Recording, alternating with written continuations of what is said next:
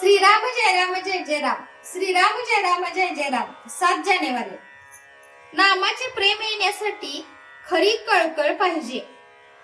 नामाचे प्रेम का येत नाही हा प्रश्न बहुतेक जण विचारतात.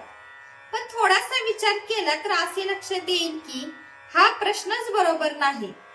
मूल न झालेल्या बाईने मुलाचे प्रेम कसे येईल असे विचारण्यासारखाच हा प्रश्न आहे.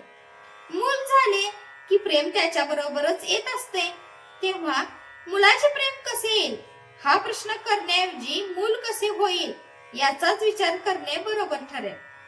आपण सुद्धा प्रश्न करायचाच असेल तर नामाचे प्रेम कसे येईल असा करण्याऐवजी मुखी नाम कसे येईल असा प्रश्न करणे बरोबर होईल. मुखी नाम यायला वास्तविक आडकाठी कोणाची आहे? दुसऱ्या कोणाचीही नसून आपली स्वतःचीच आहे.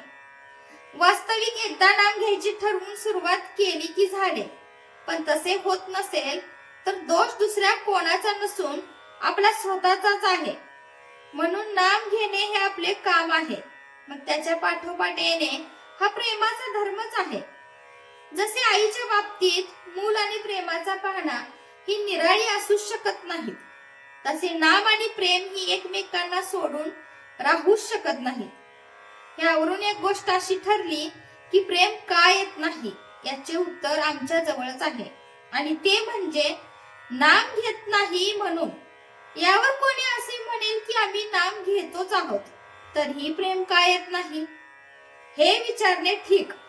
पण आता आम्ही जे नाम घेतो म्हणून म्हणतो त्याचा विचार केला तर काय दिसेल? पोटी जन्माला आलेल्या मुलाबद्दल जसा कळवळा असतो तसा नामाबद्दल आपल्या ठिकाणी कळवळा नसतो. सर्व संतांनी किंवा आपल्या गुरुने नाम घ्यावे असे सांगितल्यामुळे आपण जे घेतो किंवा दुसरे काही करायला नाही म्हणून घेतो इतकेच. अर्थात तसे घेतले तरी आज ना उद्या आपले काम होईलच. पण प्रेम का येत नाही असा प्रश्न विचारण्यापूर्वी आपण नाम किती आस्थेने घेतो हा प्रश्न स्वतःला विचारणे जरूर आहे.